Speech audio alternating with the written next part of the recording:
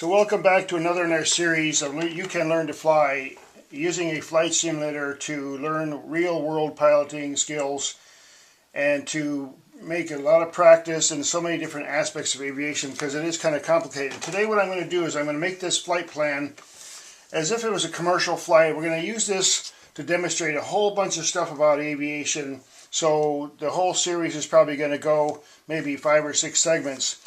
But I want to spend some time on some serious flight planning here, because what I have in mind is to use a Cessna Caravan amphibian and take off from a seaplane base in basically in the Vancouver, Washington, or British Columbia area of Canada, where there's a seacoast and there's islands, there's possible mist, there's high mountains, there's valleys, there's rivers, there's different kinds of airspace and things like that you got to watch out for. So we're going to demonstrate this in this video.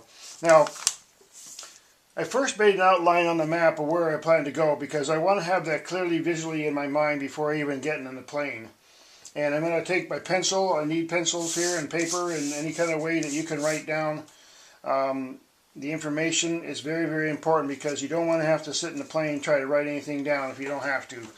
And that's why we got all kinds of tools to use. So what I'm going to do to navigate is basically the first stretch is only about, say, 40 nautical miles. And it's going to be a visual unless I have inclement weather. And I just fly up along this road and in this valley here, about 3,000 feet, and pick up and drop off some passengers. Now I'm going to start with a full load, okay? And I have to go navigate off this VOR from here. And I wrote all my frequencies down and all my legs down on a piece of paper, and how long they are, and calculate how much fuel, basically how many miles, give plenty of extra. And then we have to look at the map and see what kind of obstacles might be involved here. For one thing, we're near the coastline, and there's a chance we're going to have to do some IFR or some seaplane type landing with IFR. And we're also going to go down some valleys, so there might be some fog.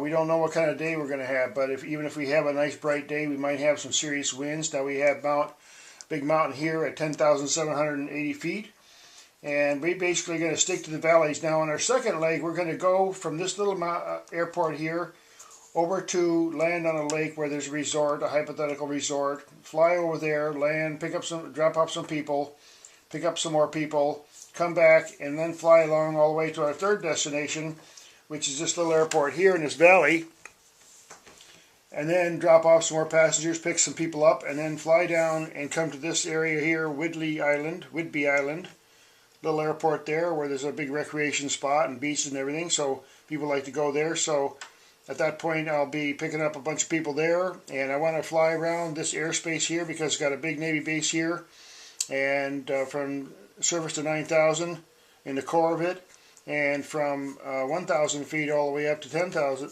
to 9,000 over here. So I either got to go under 2,000 feet on my approach here, or get some traffic advisory to get down in there to my final destination. So there's a lot of things that you need to take into consideration. One is speed, and there's different kinds of tools that you're going to be using. Now, this is a little gadget I got on eBay. It's an old pilot's from World War II, and you set it, for example, there's little leaves here. This one is 100 miles per hour, and it tells you basically in minutes along this scale on a sectional map, the 1 to 500,000, how many minutes roughly it's going to take. And this scale tells you how many nautical miles. But see, it makes it really easy if I just put this down, and I use 100 miles per hour, because let's say I'm off, up or down, I can easily use 100 as a base and go up 10 or 15% depending on what I need to do.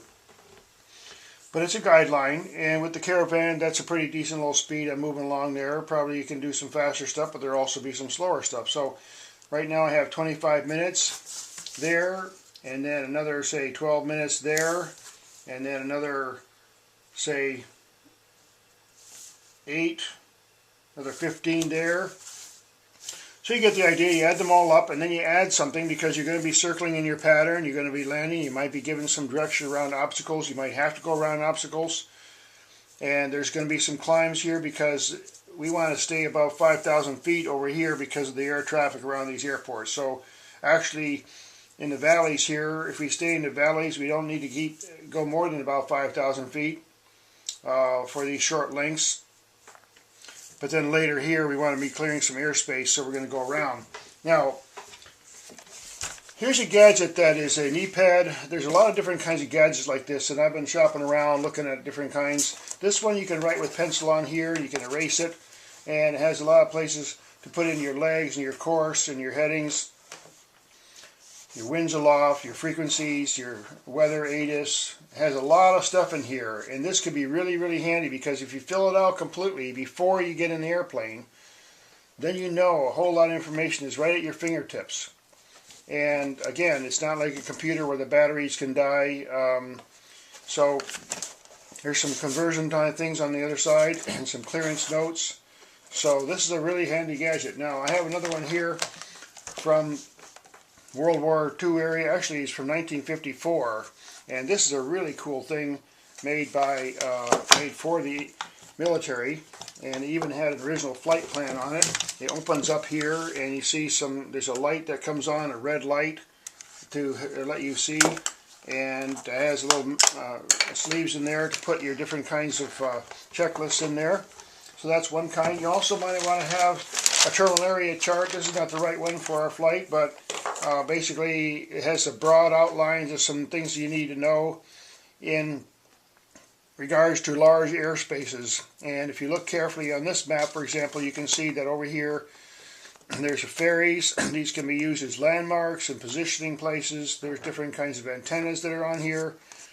There's the frequencies and the VFR passageways through, VFR transition route, cross over the field, and the different radio frequencies that you might need. So again, that's really important, and you might also want to have something like this for any airports that you might want to be using, which is a terminal approach plate basically, and it gives some clear instructions and detailed instructions about what you do with missed approach, what your angle of approach should be, and the different frequencies and procedures around various airports. Now, I won't be needing that today. This doesn't have the map I really need, but basically this would be a demonstration of a commercial flight and the planning that. Now, if someone did this every day, for example, if there was a seaplane based operator right here, and they did this every day, then they would know by now all the different obstacles and coordinates and so on. But in our case, this is the first time we've done it, so it's going to be a fun operation. I've taken some notes here. I got 2 pages of notes. I got basically 5 different legs, and in those legs I wrote down approximately how long it's going to take, the headings, the magnetic headings. I want to write down some landmarks. In this case, I see this mountain over here, for example. As long as I'm navigating around here, this will be a peak I can always keep an eye on to give my relative bearing.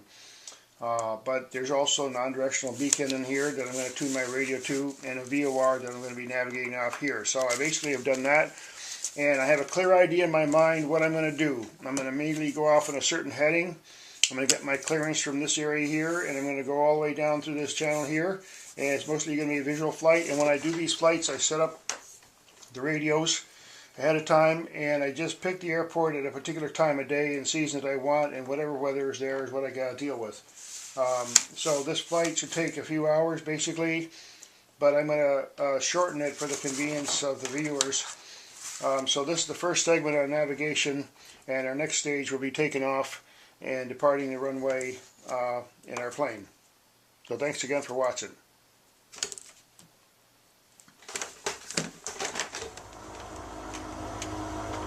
I can afford to lose a bit of altitude here. I'm on the glide slope, nice.